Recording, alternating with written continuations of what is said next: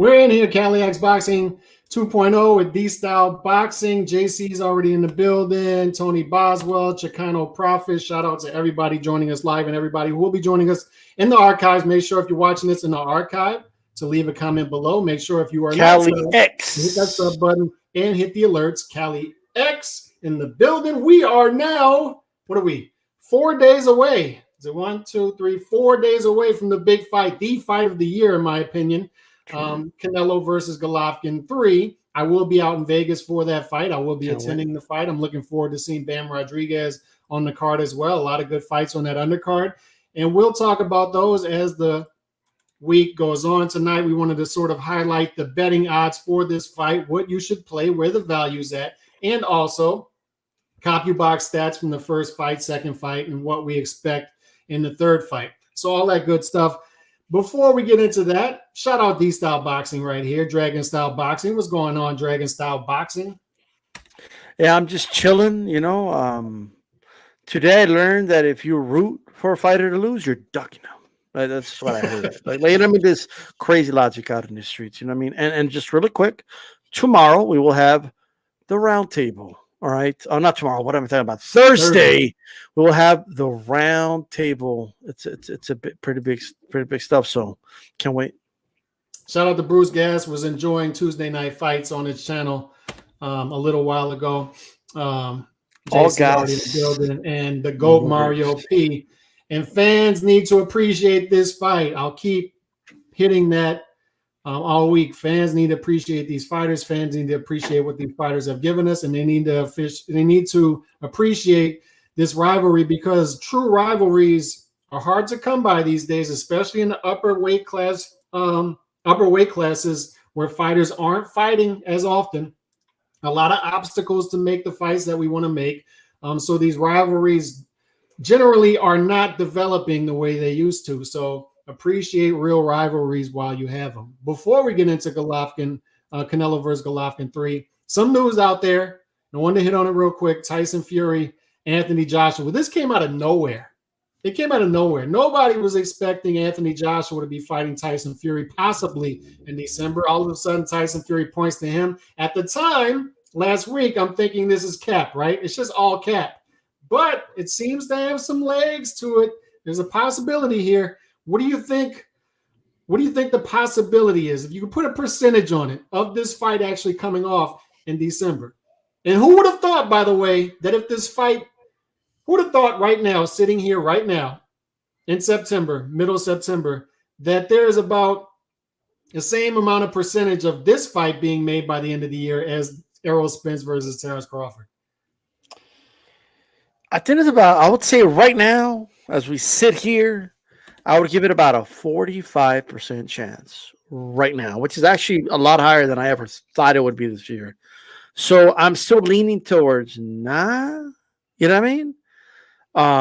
Obviously, I don't know if Fury's capping, to be honest with you. I don't think Fury expected this response, if I'm honest.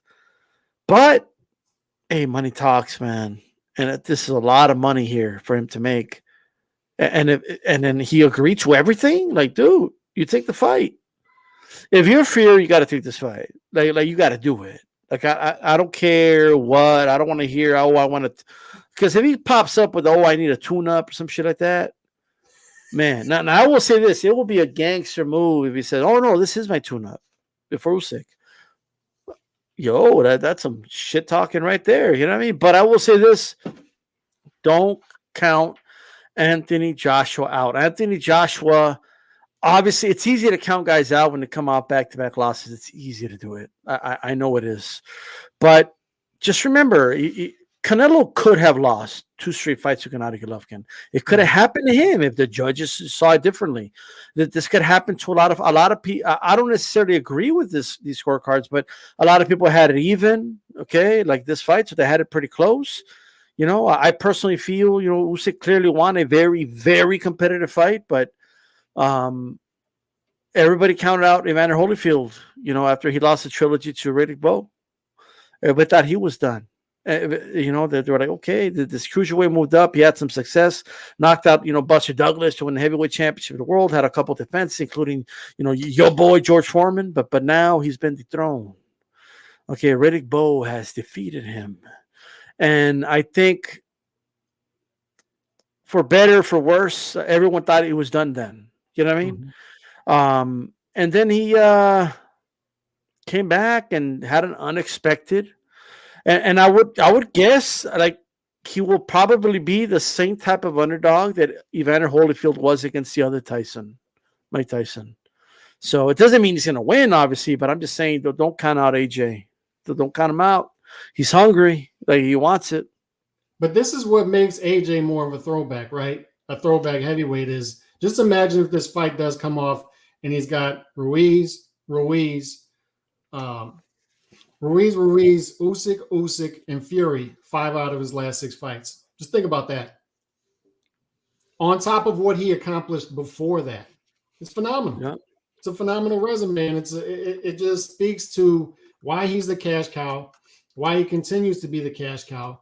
As long as he continues to take tough fights, as long as he continues to want to fight top competition, as long as he continues to want to win the real championships in his division, he'll continue to beat AJ. He'll continue to beat AJ, and he'll continue to have guys lined up to fight him. So just phenomenal. But let's get into the talk of the week, the big fight. Canelo, Golovkin 3. First off, before we get into the stats, just your general feel about where you're at right now with this fight. You may not have wanted it a couple months ago. Maybe you did. I don't know. I don't want to put words in your mouth, but your thoughts generally right now on this fight. It was like, I was never like, oh, I hate this fight, but it was like, it wasn't in my top 5 of fights I want to see Canelo win, in other words. But the fight grew on me, and I do believe that, and there's a whole movement out here, people that just overly criticize Canelo, and then whenever somebody like points that out, like what happened? It's like they try to put a stigma on you. Like, oh, he's your boy. Oh, you're a fan boy, and like it's crazy, right? But it's like, okay, like if Triple G was fighting Charlo, most people would be saying, myself included, by the way, Alex, hey, that's a great fight. I don't want to speak for you, but I think you would have loved that fight. Unification. If he was fighting Andrade, that would have been the best, most dangerous opponent in Andrade's career. Andrade's probably the underdog in that fight for the first time in his career, right?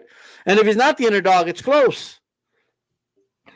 Sorry. So all I'm saying is, okay, this is boxing talk and burps because I'm drinking, ladies and gentlemen. But like, I like to fight. Like if Ugas is allowed to fight an old Pacquiao that was fighting in his 6 weight class up, why can't Canelo fight a 40-year-old, 2 years younger than Pacquiao, fighting in the 2nd weight class? Why is that such a crime, or what? And then, like, if Ugas is going to get all this credit, if people are ready to give Spence all this credit, I'm not even saying they were wrong, Alex, but if they're ready to give him all this credit, why can't Canelo get credit? Now, how much credit is debatable? Don't get me wrong, right? But he's got to get some credit. This is a positive, good for the credit score of Canelo Alvarez, right? The dude is like almost at a 900 credit score. People are like, but he doesn't have a 1,000 credit score. Like, nobody has 1,000 credit score, but he doesn't have it though. I'm just saying. So I like the fight. It's a solid fight. Shout out Nando Yamas. I think both fights were competitive toss-ups. Agreed.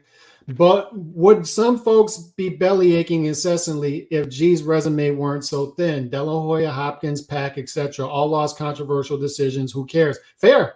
It's a fair comment. I think the Canelo losses really eat up, and I consider myself a Golovkin fan, but there's a difference between Golovkin fans and Golovkin super fans, right? Of course. The extremists. And I think it eats at them so badly because Canelo was such a big fish that needed to be caught, right? It was for years, Golovkin getting the fights in the division.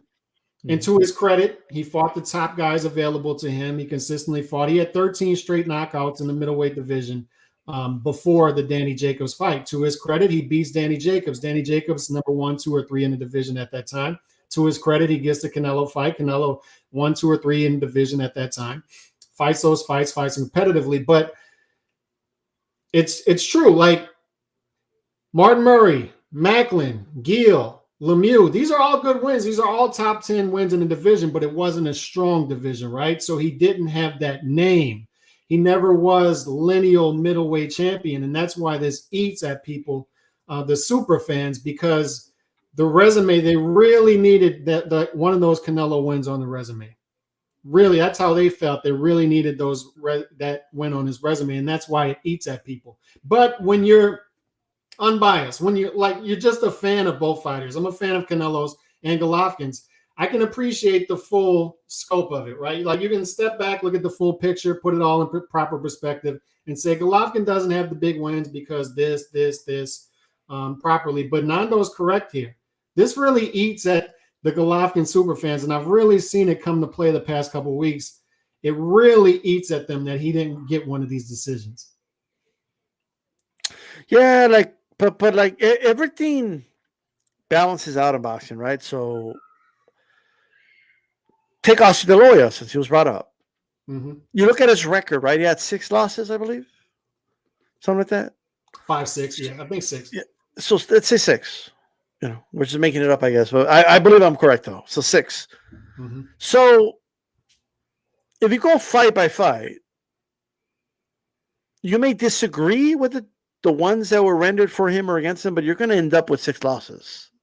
Like you may give him the second Mosey fight, but you're not going to give him that Stern fight, right? Like you know, everything just evens out. Like at the end of the day, in my opinion. So we're going to have Golovkin. It's maybe the Canelo wins, but he got the Jacobs. He got the Derevyanchenko. Exactly. So like stop crying about it.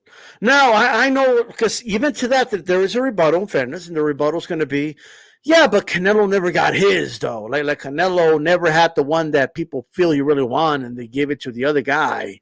Mm-hmm. But like maybe that will come one day. I don't know. Like, you know what I mean? Right. But what you can't say, this is just my opinion, is that aside from the Floyd fight, right, which he clearly lost, like that's not debatable. He never had this is my opinion. I don't think he ever had a fight where you couldn't argue for him if you wanted to, like aside from the Floyd fight. In the Bivol fight, he didn't win the Bivol fight. Oh, of course, that's another fight. You know what I mean? Mm-hmm.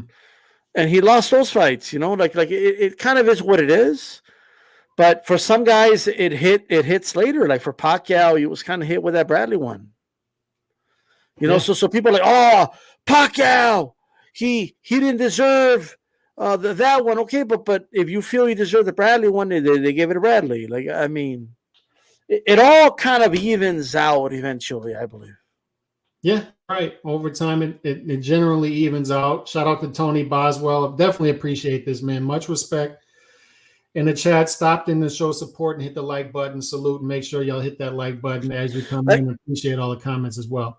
Even with guys that have nothing but wins, like in Mayweather's case, like some people feel he should have clearly lost, or maybe not clearly, but he should have lost the first Castillo fight, right? Mm-hmm. But then, like, he clearly won the Canelo fight, and they gave him a split. And the same with the De La Hoya fight, right? So it's like it always comes back around. Like if he should have lost the fight by split, it should have been the Castillo fight. Like if that, you know. Right. Now this is CompuBox. This is from the first fight with Canelo and Golovkin, and I'm not sure if people can see this well or not. Let me try to get it a little better here. This is a CompuBox. Let me see if I can enlarge it a little more, if that'll work. Oh, that messed it up. Let me see. Let me get back to it. Let's try this again. This is CompuBox website. All right, this is the first fight here. Let me pull it up. All right. So let me know if y'all can see that good, if you can see that good, D-Style. But But if you look at these stats, this is total punches landed thrown, jabs landed thrown, and power punches landed thrown. What I really want to highlight from the first fight is if you look at these two fighters, total connect percentage from both of them, they're both high. 46% Canelo, 44% Golovkin. That's overall these two fighters over the length of their career. Power punch percentage, both high as well. Golovkin, 37%, Canelo, 36% throughout the length of their career. Now, in the first fight, both of those numbers came in a little lower, except for Canelo. Canelo, the story of the first fight, if you're able to look at, let me try to pull up the total stats for this fight. And there it is right there. Final punch stat report. There we are. Canelo, as you see, landed 42%, 41.9% of his power punches. Golovkin landed 32%. Golovkin threw more. If you look at the left-hand column, threw 703 punches. Alvarez threw 505 punches. Now, what that tells us is it depends on how you score things. Some people like activity. Other people like efficiency. Canelo was the more efficient fighter when you look at power punches and when you look at connection. 33.5% as opposed to 31% from Golovkin. Now, Golovkin is one of the best jabbers in the sport. He's the only fighter in the sport who lands double-digit jabs per round. And if you look at this first fight, he landed 30% of his jabs, 108 jabs throughout the fight.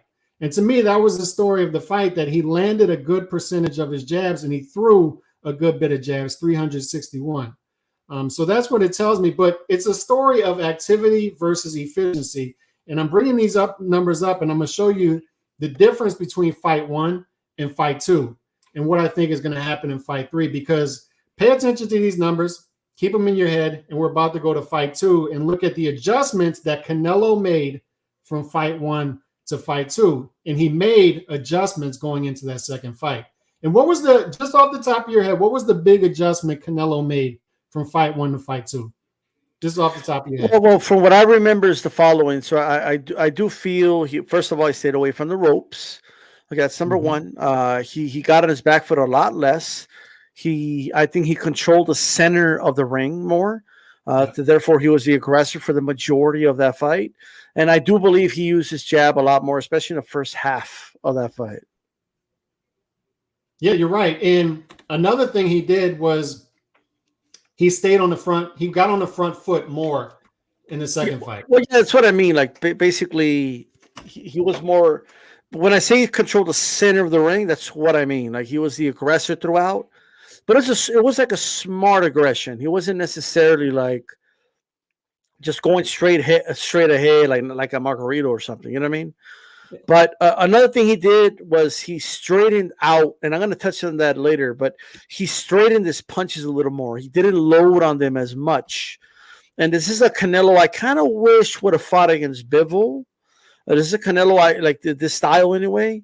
And even against like a Caleb Plant, I think if he would have straightened out the punches more, a little less loading of his shots, he wasn't looking for the big knockout punch, but he was looking to pressure.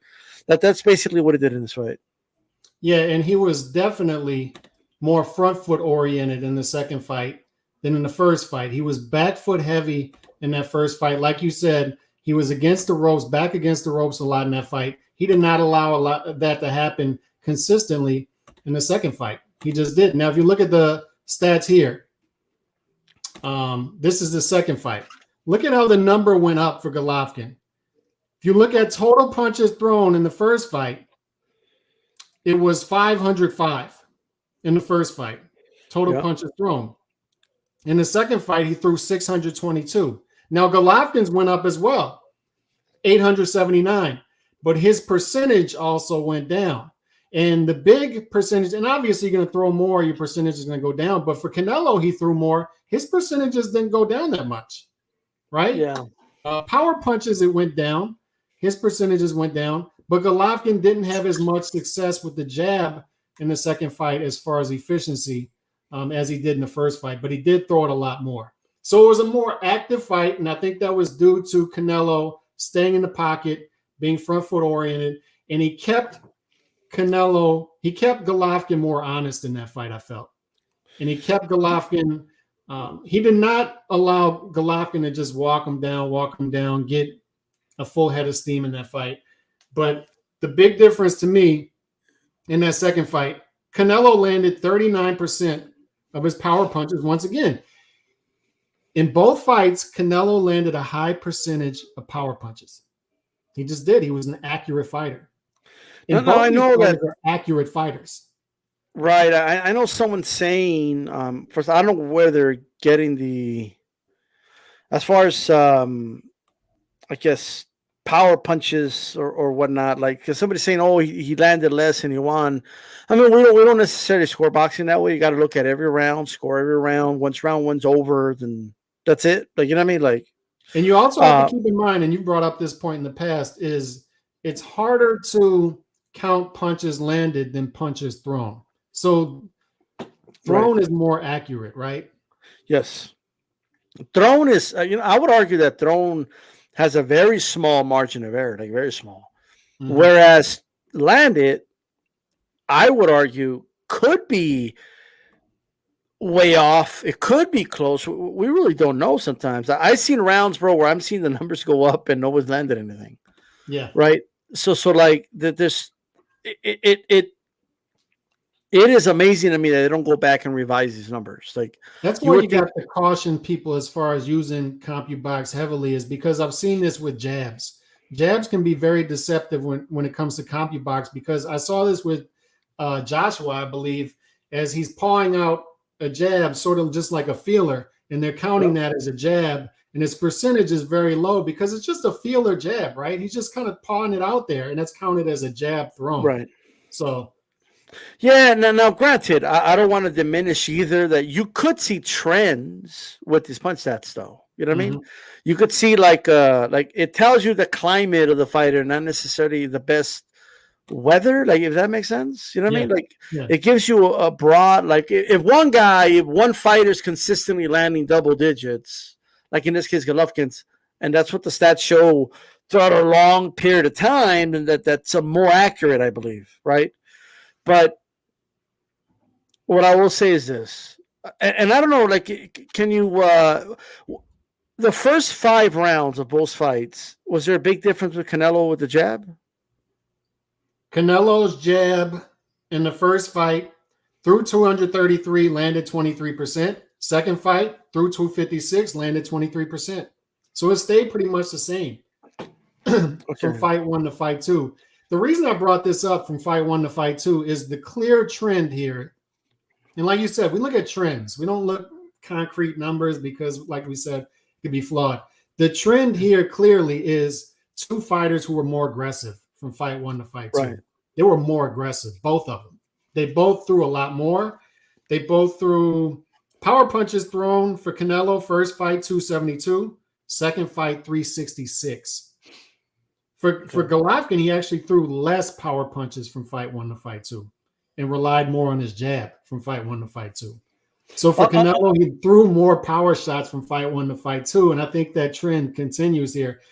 I think you had 2 fighters, more of a chess match, more caution from fight 1 to fight 2, and I think Canelo showed less respect for Golovkin's power in the second fight. Yeah, plus like there was more intensity in the second fight, therefore they're going to throw more punches. You know what I mean? So since Canelo's pressuring him in his face, Gennady doesn't hold when someone gets close to him. He doesn't like push him off. He either fights on his back foot while throwing, or he fights back, right? Which is, you could clearly see why he threw more punches. Yeah. But it's just it's a trend that I think, I don't know if they can throw more than they threw in the second fight, but this is going to be definitely more like fight 2 than fight 1. Hey, look, Alex, everybody was saying Chocolatito and Gallo, oh, they're older now, and then they broke the record, like the CompuBox record for punches. So like, I don't want to like say they're not going to throw more, you know what I mean? So it just depends on how the fight goes, right? But I don't think it's going to be more thrown, not because they're not going to be throwing more per round, because I think one of them's going to get stopped. Right. Personally. Oh, so here's the thing, and this is where we're going to have our first disagreement, I believe, is I think this is the value play of the weekend. I think this is the value play. Wow. Will the fight go the distance? And I think people need to, this is my school of thought, and you may disagree, and you can chime in after this, 122? Let's go. Let's go. 1 plus 122. So for me is everything I just said. The trend is these fighters are more aggressive. The trend is Canelo's throwing more power shots. But also what the trend is I didn't see either fighter get seriously hurt in either one of these two fights through 24 rounds. I think both of these guys have hellacious chins. I think both these guys can take a ton of punishment. And I think the boxing gods have created these two guys for each other. And that doesn't mean that one of them can't get knocked out. Because remember, Pacquiao Marquez 4. It took 42 rounds, but Marquez landed the big shot that eventually separated him from Pacquiao, right? So anything can happen. But what I'm saying is, if I'm looking at this, if I'm looking at the first 24 rounds, I think this is round 25. And I think the value play, and I think people need to stop overthinking this. Look, nobody likes it to the body. Nobody does. This theory out there that Golovkin's getting soft to the body, that all of a sudden he's Kovalev in the second Ward fight, I don't see it. I don't see it. I think it's overplayed. So what I'm telling you is the value play here this weekend. And look, you can look deep into the odds, and we're about to go into them. You can look at prop bets, all that stuff. But I think the easy play here and the smart play is, will the fight go the distance? Yes, no. Yes, minus 155, the fight will go the distance. Okay. I don't see either one of these fighters getting stopped. Yeah, look, here's what I'll say. So this is the reason I believe. So a couple of things. So first, before I get to the X's and O's is why I think it's going to happen. One, ding, ding, it's round 25, right? Mm-hmm. So the more two individuals fight, the more likely a knockout's going to happen, right? Mm-hmm. You mentioned the Pacquiao fight with Marquez, right? Now, granted, that was in the fourth fight, but nonetheless, nobody would have ever imagined that a Marquez could knock out Manny Pacquiao. But if you keep getting hit with the right hand, one of those is going to trigger you the right way, and it's going to take you out, right? Now, that's not why that's just like an added bonus reason. But another thing on top of that, Gennady Golovkin's 40 years old. Gennady Golovkin is going to be moving up in weight. I mean, it's like almost every disadvantage imaginable, right? Didn't that work out better for him though? It could, but like one is foreign to it. The other guy has had like 4 or 5 fights in the weight class. Mm-hmm. Right. The other guy's fought 2 times in the weight class above that, right? One guy's acclimated to that, and one guy has accustomed himself into taking punches from bigger men. You know what I mean? And so he's used to that weight class. So that's just something to consider. But here's another thing, and this is why, as I rewatched both fights during the weekend. I rewatched them both a couple of weeks ago when I was doing the show with Chicano and the rescores. And like I said, I rewatched them this weekend while I was working, since we didn't have the women's fight card. It is what it is. But one thing I noticed, and I was watching the Murata fight, and I thought Triple G looked good in the fight. I'm not even criticizing him, but I watched the Derevyanchenko fight. I even watched the fight with the dude he fought in Madison Square Garden. Forget his name. But the reflexes are slowing down, bro. Like Gennady, well, here's where I'm going with this. Like, his reflexes are that much slower. Boxing is a sport of milliseconds. That's what boxing is. Mm-hmm. That's going to give Canelo, and I think Canelo's going to realize this while the fight progresses, while they're boxing, he's going to realize this guy's a little slower.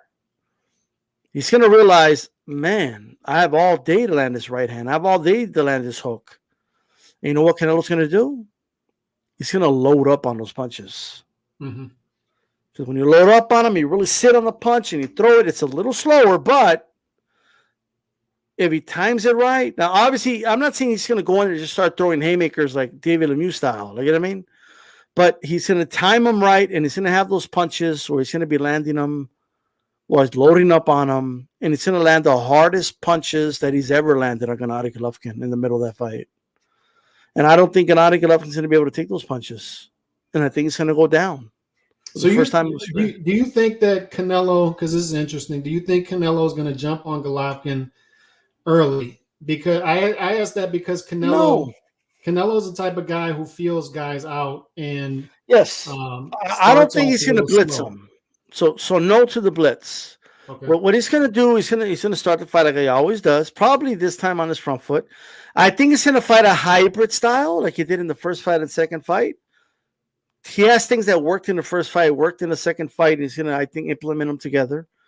But I think what he's going to realize while he's in there with Gennady is that Gennady isn't reacting the same to the punches. He's going to realize it's around round 3 or 4. Like, I have all day to land these punches. I don't have to straighten them out as much, but not enough power. I can actually load on his punch and throw with everything I got. And that's what Canelo's going to do. In the middle rounds, Canelo's going to start landing haymakers on this dude. And I think one of the things people are going to be saying is, how could Gennady not see these punches coming? And I think he's going to hurt him. And I think people are going to be kind of surprised. I think he's going to stop him, bro. I think he's going to stop him sitting like 8th or 9th round. So you really think there's going to be a stoppage here? I really do believe they're going to stop this fight. And he's not going to stop the onslaught. Fair enough to the reflexes. I mean, that's obvious, right? We all see that the reflexes are not what they were 4 or 5 years ago. Obviously. There's one thing Canelo couldn't do. What's that? Canelo couldn't really load up on his shots like the way he was like. Go watch the Angulo fight. He was loading up on those shots. Oh, yeah. You know what I mean? James Kirkland was loading up on those shots. Mm-hmm. He couldn't do that with Gennady, and he realized that really quick. You know what I mean?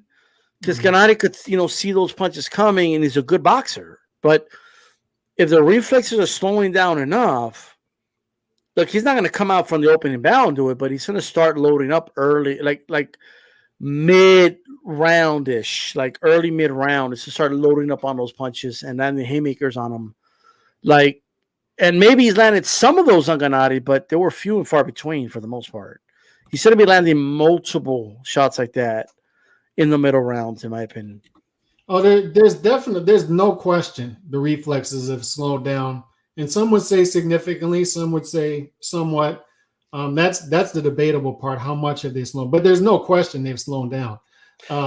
And when a fighter, his reflexes, he becomes more exciting later on in his career. Hopkins was more exciting fights. Winky Wright was in more exciting fights. Look at the Winky Wright Jermaine Taylor fight. They're more exciting fights. Bernard Hopkins, Jean Pascal fights. They're in more exciting fights as they age because their reflexes. Yeah, that's when that's when triple.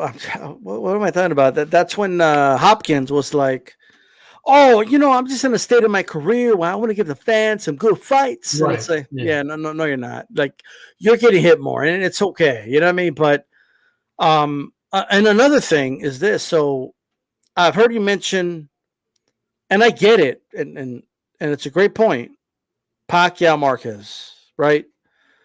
And Marquez was always, even when we thought like, man, I don't know if he should fight him a third time because he's fighting fucking welterweight big dudes and those guys can't handle him. How's little Marquez going to do with him? You know what I mean? Mm-hmm. And Lord and behold, Marquez is like, yo, y'all must have forgot. You know what I mean? A usted se les olvidó. Like he did the Spanish version. You know what I mean? And and he gave Pacquiao, in my opinion, a boxing lesson for at least 8 of those rounds.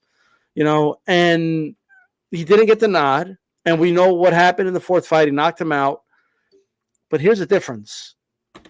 Everyone agrees that Canelo did better in the 2nd fight than the 1st fight. Yeah, no question. I don't care. You could have Canelo winning both fights. You could have Gennady Golovkin winning both fights. You could have Gennady Golovkin 1st fight, Canelo 2nd fight. However you scored the fights. You could have had a draw the 1st time and Canelo or Gennady winning it. However you scored it, you always had Canelo doing better the 2nd time. Everybody. I have not heard one person say, Canelo did worse the second time. I never heard that. So I'm looking at momentum. And when I look at Marquez Pacquiao, Marquez did better fight after fight. Like, trend, right? It's a there's a trend. trend there, and I'm following that trend. And the trend usually suits the counterpuncher. Now, they're both counterpunchers, but I think Canelo's a better counterpuncher and more of a counterpuncher. You know what I mean? So, well, I would dig think deeper into the trend. I can back that up with stats. Before I say that, like going back to the reflexes thing, there's no question the reflexes have diminished. There's no question about it. The thing is, Golovkin still, the last thing to go is the power. The power is still there. Also, the jab is still there. That's his two weapons. The jab and the power are still there. Now, his footwork's not going to be there. He's not going to be able to have the angles that he had 4 or 5 years ago and set up those punches, fair enough. But he can still keep Canelo honest, and he can still work that jab. Now, if you look at the trends, 2 trends here. Canelo threw a lot more power punches from fight 1 to fight 2. Mm-hmm. And as he did that, his percentage did not go down. He was still as efficient as he threw more power punches, which is a difficult thing to do because if you look at Triple G, he threw 200 more jabs, and naturally, his percentage went way down, right? It went from 30% down to 21, 22%. So as you throw more, your efficiency should go down. With Canelo, with Golovkin, his big weapon, the jab, which is one of the most underrated weapons in the sport, is Golovkin's jab, one of the best jabbers in the sport. And that's what gave Canelo the most issues with Golovkin, as well as Bivol. Bivol gave Canelo issues with the jab. But as Golovkin threw the jab more, threw that weapon more, his efficiency went down. As Canelo threw more power punches, his efficiency did not go down. So if you look at that trend, it's going to continue. That trend is going to continue. Canelo is still going to land a high percentage of power punches, likely close to his average of, 46%. He lands almost half of the power punches he throws. That's insane. It's insane. He's highly efficient puncher. Power puncher, and he's a highly efficient total puncher as well, as is Golovkin. Yep. The thing is, from fight 1 to fight 2, the percentages got better for Canelo, and they got worse for Golovkin. So Golovkin's gonna have to do more of the same from fight 1 to fight 2 of throwing more punches, right? He's got to overwhelm with activity in order to stay in this fight. But as he does that, he's opening himself to a guy who's landing a higher percentage of power punches as these rounds go on between these two guys. And that's scary. It is scary, I must admit, but I still stick to my official prediction for this fight. It's going decision. Canelo's going to win a decision in my eyes. I'm pretty confident in that. I'm pretty confident in that. But I'm very confident that this is going 12. I don't buy into the fact that Canelo is going to stop him. Maybe I'm wrong. It would be interesting. I think you need to consider how if a fighter's reflexes have slowed down, the only thing that you could possibly, the only conclusion is that Canelo's going to land more. That's number one. You know, he's going to counter him better, which means if you get countered, you're less likely to see the punches coming. And third, he's going to load up with those punches more, right? And if you load up with those punches more because you're able to, that's just more damage. You know what I mean? So I just think people need to consider that a little bit. Like, there's no doubt, like, Gennady Golovkin's going to take a lot of damage in this fight. Like, I really do think, unless he's literally made out of steel, I think he's gonna get stopped. He's you know what Reynoso's gonna tell him when like I think he's gonna bust him up and he's gonna be bleeding like after like the 4th or the 5th, and Canelo's gonna walk back to that corner. You know what Reynoso's gonna tell him? I'm telling you what is it. You see, he's not a machine. He's a man. Like, you know, that's what he's gonna tell him. And Canelo understands English now, so he'll get it. You know what I mean? Uh-huh. But I just don't. Guys like Gennady Golovkin, Calix, they don't end their career without getting knocked out. It doesn't happen. I don't know. They quit in the stool. They get knocked out. The ref stops it. The ref throws in the towel, whatever you want to call it. Plus we're going to drug them too. We're going to drug them. We're going to put some egg weights. You know what I mean? Like, we're going to do everything, baby. You're going to get his training report. You're going to infiltrate his. That's right. His camp. What? Yeah. He said have a dent on the side of his head. What I love about this fight is, number one, it's a trilogy and it's a real rivalry. Like, this is a real rivalry. Number two, it's for undisputed. Number three is for lineal. And number four, it's for the WBC Jaguar Warrior belt, which everybody seems to be overlooking. This is for the Jaguar Warrior belt. Give me a break. This is D-Style. Did you see this belt? They made it after the Jaguar Knights or Jaguar Warriors, but of the Aztecs. But give me a break. Like I hope they're not paying the sanctioning fee for this shit. You're hating on the Jaguar Warrior, but you were all about the WBC creating a division over a kid that got eaten by a dog, but you're gonna hate on an endangered. Whoa! He didn't get eaten. He didn't get eaten by the dog. He fought the dog off and he defended his sister. Think about that, man. Who wouldn't defend their sister? He defended his sister from a rabid dog, and he survived to tell about it. I think that's very honorable. What have the Jaguar Warriors done, really? Like they haven't done anything like 400 years. Just saying.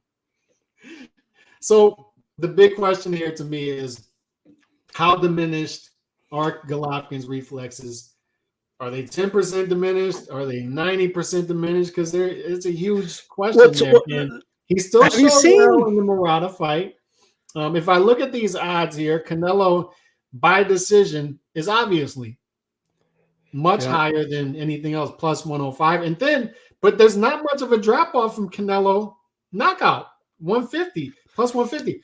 That's almost even. Like Vegas is saying here, like the odds makers are saying, hey, we're giving Canelo by knockout a pretty good chance here. Yeah, because I think they see what I think they see what I see. I just got to be honest.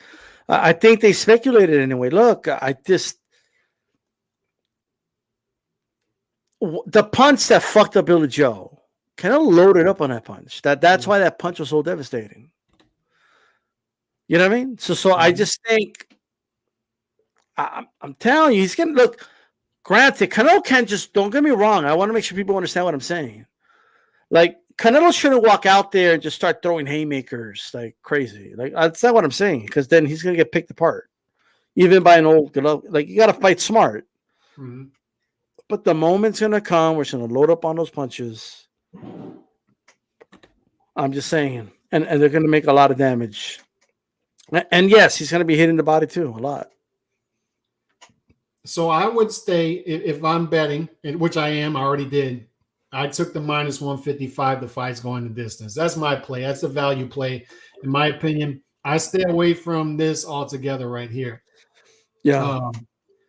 Because, well, I mean, if you like Canelo, I like Canelo by decision. I might play the plus 105 Canelo by decision. The issue with, I see people playing Golovkin out there, plus 650 by decision or plus 850 by knockout. I just don't see Golovkin knocking out Canelo. I don't see it. And D-Style will be back in a minute, but I don't see him knocking out Canelo. I don't see Golovkin stopping Canelo. Canelo's been already 24 rounds with Golovkin. He's been 12 rounds with Kovalev. So that's 36 rounds with two of the biggest punchers in the sport and two guys who were seen as boogeymen in their respective divisions for years. And he's been 36 rounds with them already. So I don't see Canelo fighting a 40-year-old Golovkin and getting knocked out all of a sudden. So I take the plus 850 off the table, and then I take Golovkin by decision off the table because it's an uphill battle when you're fighting Canelo, and everybody needs to be honest about this. We all need to be honest. I'm a Canelo fan, but we all need to be honest. It's an uphill battle when you're fighting Canelo on the scorecards. It's an uphill battle. We look at the Bivol fight, and I went back and watched the Bivol fight the first 4 rounds, and all 3 judges scored the first 4 rounds for Canelo over Bivol. And I'm watching the first 4 rounds. I've watched it 4 times, and I can't see how anybody can score all 4 rounds for Canelo, yet all 3 judges scored all 4 rounds for Canelo. And it's the same thing if you look at the first fight. There's always the wide scorecard. The Austin Trout fight, there was a wide scorecard. The Miguel Cotto fight, there was a wide scorecard. There's always at least one scorecard that's crazy for Canelo. So you're fighting an uphill battle when you're fighting Canelo on the scorecards. Do you agree with my assessment of that? That Golovkin has an uphill battle on the scorecards, even if Golovkin wins 7 rounds. And look, I don't think that either fight was a robbery. I don't think either fight was controversial. I think they were both debatable, could have went either way. Right, I got you. That. But what I'm saying is there's always at least one scorecard in a Canelo fight. That's crazy. The Mayweather one, right? The Trout one. Yeah. The Cotto one. The 3 judges who scored all 4 of the first rounds for Bivol. For Canelo against Bivol. You're not wrong. Look. Here's what I'll say. But what I will say in turn is, how can I work this? So a lot of times people make it like, here's what I don't think is happening, just for the record. Mm-hmm. I don't think Canelo's going out to the locker room and like slipping in some bags of cash for the judge, or like, you know what I mean? Like, I don't think there's I just don't think that's what's happening. Right. Now, do judges subconsciously score a certain way? I do believe that, because is it a coincidence that house fighters usually get the nod? The champion usually gets the nod. The hometown fighter usually, very rarely, like when it's close, does the other fighter win? Right? Yeah, there's crowd reaction. There's also that whether subconsciously or knowingly, like, you know, I kind of like it when it's a big Canelo event and they take me to dinner, and there's just a lot that goes with it. You know what I mean? Mm-hmm. But this goes, and I remember like Scott Hill, and I believe yourself used to talk about, when you're playing the Tom Brady, it's an uphill battle, because if you hit him a little too hard, like if you hit him the same way you hit any other quarterback, it could be a flag. Right. And yes, those resetting them and giving them a fresh set of downs could mean he's going to score a fucking touchdown now. You know what I mean? Yeah. Like if certain receivers, you rough them up a little too much, pass interference. You just said it, Jordan, Kobe, like they get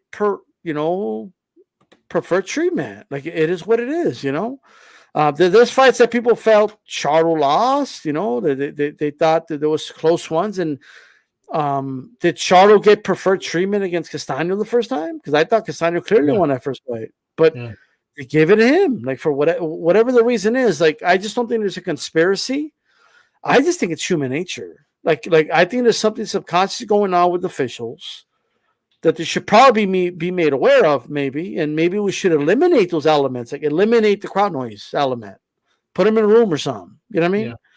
Like, I just think there's something to do with that for sure. Like, I just think Canelo gets that preferred treatment because he's a star fighter. It's not right, but everybody gets it.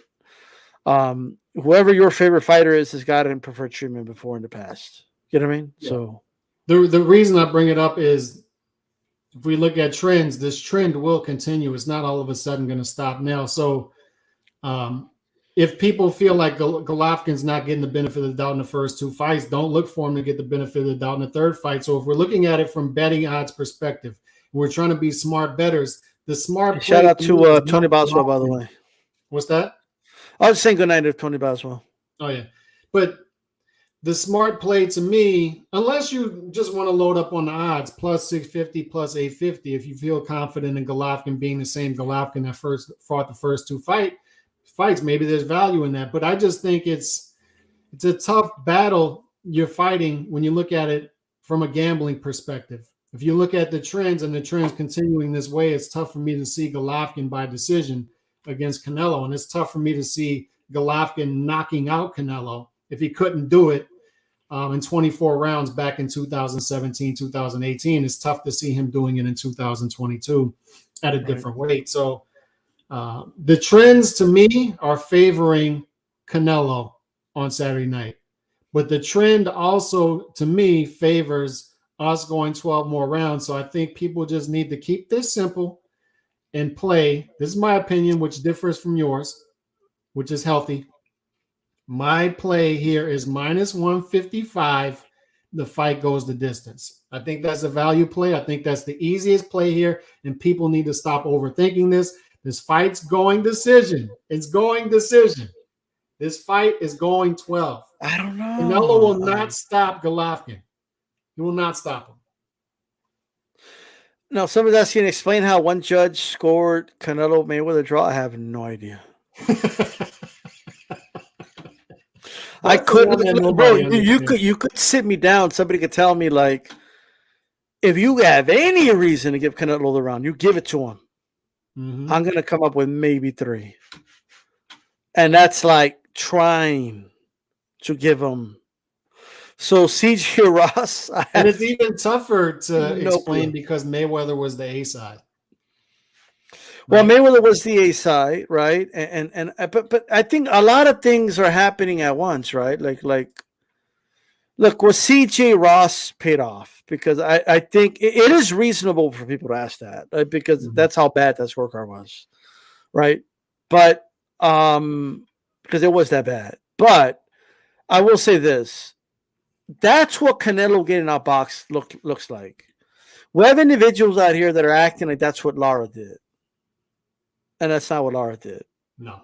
Lara didn't put on a boxing clinic against Mayweather. No. Like, I'm sorry, against Canelo. Lara robbed himself by not throwing punches is what Lara did. Yeah, but Mary, I don't have an answer for you as far as how she scored a draw. I don't know, like I've never heard anyone else having a draw. But one play that is interesting here is if you think there's going to be another close fight, why not put down a couple bucks on plus 2,000 draw, right? Why not? Why not throw 10, 20 bucks down on plus 2,000 draw just to see if it sticks? It's not a bad play. It's not a bad small play. You know, it's not a value play, but why not just throw a couple bucks down? But ultimately, I like this fight going the distance minus 155. And D-Style disagrees with me because D-Style thinks that Canelo is stopping Golovkin, and I can't believe it. I think stopping Golovkin. I think Canelo has improved, and look, it is amazing to me, Calix, how many people I'm hearing saying things like, "Oh, I think Canelo's slipping," just because he lost to Bivol at 175. Like, this is amazing to me. Stuff like this is going to discourage fighters from taking chances and going for greatness. If you're going to be throwing them away, and like I'm telling you right now, he is a better and improved fighter. And I have a theory, Calix, that after the first, because in fairness, Gennady was popping him with a jab in the first fight. Even if you have Canelo, if you have it a draw, there's no doubt that Gennady's jab shined that night, right? And I have this theory that in preparing for the rematch, they really worked on head movement and kind of working against the jab of Gennady. You know, and you could debate like whether it worked in that fight, but I seen it like his head movement against the jab improved dramatically after the Gennady Golovkin fights. Mm-hmm. You see him like the way he was moving his head against like Danny Jacobs. He looked like the Matrix, bro. He looked like Lomachenko. Like, it was crazy, right? If he's moving up weight classes, he's fighting naturally taller guys. It would only make sense that the head movement gets better and he actually likes to fight taller guys, which is why I felt he took the Matchroom deal as opposed to the PBC deal. Is he's very comfortable fighting taller fighters. He likes getting inside that jab and digging into the body and destroying taller fighters and knocking them down like buildings. So that's why he's comfortable fighting in this weight class. He's comfortable with it. But just to piggyback off of what you just said with the loss is Bivol, it turns out he's just a special fighter, right? And he's going to prove that over And time. it turns out he's got a hell of a jab because Canelo's been evading jabs from Saunders, Plant, who have good jabs themselves. Yeah. You know, and Plant was having some success with a jab, but not like he's used to. So that tells you where Bivol's at. Like I think I've always felt. I said this before the fight. If there's one guy that can outbox Canelo, it's Bivol. Like that's the dude that could do it, right? So I'm not gonna like flip on Canelo and start saying he's on a downhill when Bivol did something I felt he was totally capable of doing. Yeah. You know, like I'm just saying. So plus Bivol fights nothing like Gennady Golovkin. Just doesn't, you know. So for what it's worth, Bivol completely controlled the action completely. And the one thing he fooled me on was it turns out he was fighting down to his level of competition and never really went into fifth gear, right? It seemed like he was in third gear. And once the fight came around that he was really intrigued by, put it in fifth gear and controlled everything. But the thing is, when it comes to Canelo, the revisionist history is always crazy and people have a short memory, it seems. And I don't think this is a thing in boxing, the boxing world, totally. I think this is a YouTube thing. I think it's a Twitter thing where people overreact to every little thing. And the Canelo that was Canelo early May, late April, when everybody was picking him to beat Bivol, almost everybody, and they were seeing him as this unbeatable force who could even go up to possibly cruiserweight and do well. That guy hasn't disappeared just because of one loss. That guy is still there, right? This is still the Canelo that fought Caleb Plant, Billy Joe Saunders. This is still that guy. This is still the guy who fought Callum Smith, Callum Smith is making noise right now, 175. I mean, so like, I think, you know, he beat, you know, Danny Jacobs, so I think it's a pretty good boxer himself in his own right, but he hasn't lived up to it lately, but it is what it is. But I will say this. I will credit Gennady with this. Canelo's head movement against the jab specifically improved dramatically after that Triple G, those two fights.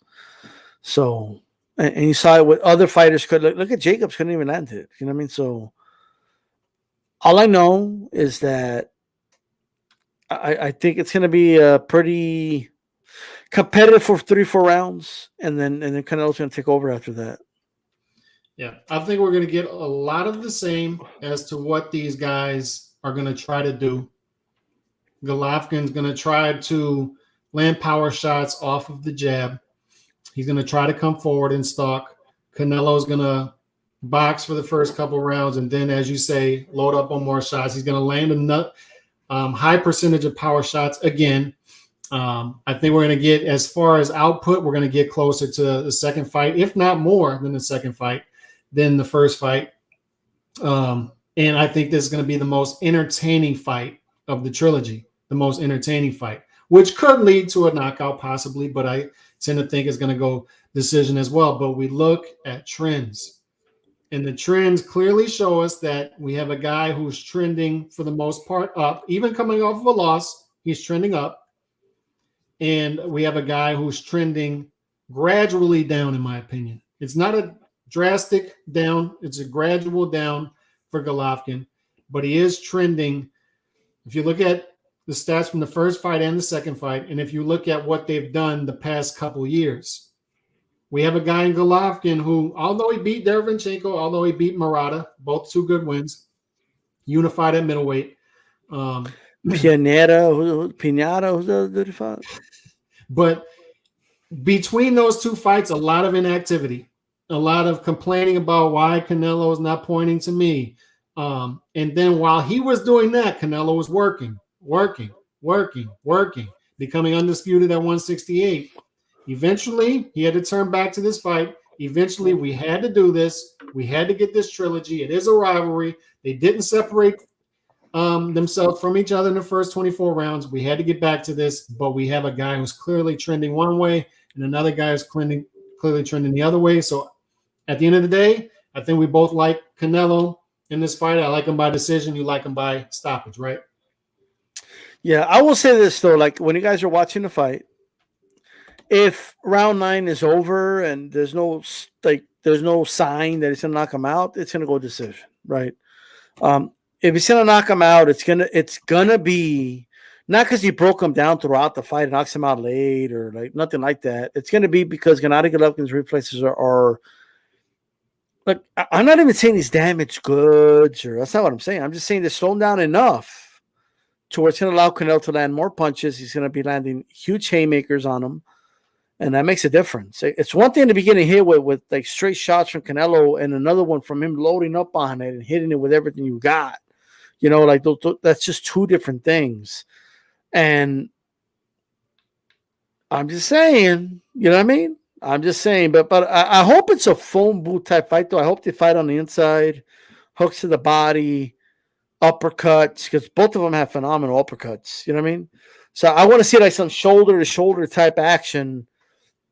Because we don't get that in Alex. Like that's like almost a lost art in boxing. What do guys do now? They hold, they clench, they wait for the ref to break it up because it's like the easy way out of that moment, you know. But like these guys, how many clinches did they have in those two fights? Like 4, like in total. Right. Like I'm just saying. Like I think I hope it's like a phone booth thing. And one more thing. And I invite anyone to go look at that second fight. And look at how Canelo controls the center of that ring the whole time. Like he was in the center of the ring, nowhere near the ropes. He was making Gennady Golovkin circle around. And that's a huge adjustment. And all you got to look at, because there's times where it looks like they're both circling the ring, like together. But just look at this and pay attention to this. In that fight, they had a Corona logo in the middle. I believe it was a Corona logo. One of Canelo's feet is always on the Corona logo. Always. While they're both circling. It looks like they're both circling, but it's Canelo controlling the center of that ring the whole time. And it's just something to notice, and I think that's what he's going to do in this fight. I think he's figured that out. And he has a lot of experience, man. Steel sharpens steel. Canelo's had more steel than Gennady. And it's gonna play a big role in this fight. I agree, but I think we'll get the most entertaining fight of the trilogy, despite what happens, despite what the result is, and that's great for the sport. And this fight will sell, and I can tell you that because I'm looking at the prices of going out there and what I've paid to go out there. This fight is selling. There is buzz with this fight, and you're gonna see that this weekend. When it comes to the weigh-in, you're going to see that. When it comes to the fight, you're going to see it. How disappointed would he be if Canelo just fights a totally negative fight, just on his back foot, jab, and just stays away the whole night? I know that's not going to happen, but I'd be surprised. But the card is so great as well. I like this card. A lot of action on this card, so I'm going to enjoy myself regardless. So on that note, we're going to be back tomorrow. What would the world look like? What would the boxing world look like if Canelo never existed? Because there's some people out here that are saying that he's like terrible for the sport. So like I want those people in the chat, man. I want to know what you guys think. Like, would the sport be better without Canelo ever existing? Like, just think about it. You know what I mean? Like, I'm just saying maybe like Benavidez would have fought Plant in a trilogy already, for all we know. You know what I mean? Like maybe maybe boxing will be one of the top sports, you know, in the world right now because Canelo's not holding it back. You know what I mean? I'm just saying. Maybe. So we're gonna go back to the future. We're gonna hop in the DeLorean tomorrow night. It's gonna be around the same time. How my schedule's lining up. I got a busy week, especially since I'm gonna be out of town later in the week. So trying to get these in, and the schedule is tight. So it's looking like it'll be around the same time here on this channel. So make sure to tune in tomorrow. And I definitely appreciate y'all swinging through this weekend. The roundtable will be Thursday night over on D-Styles channel. Yeah, that's right, guys. Here's the roundtable. Peace out. Peace.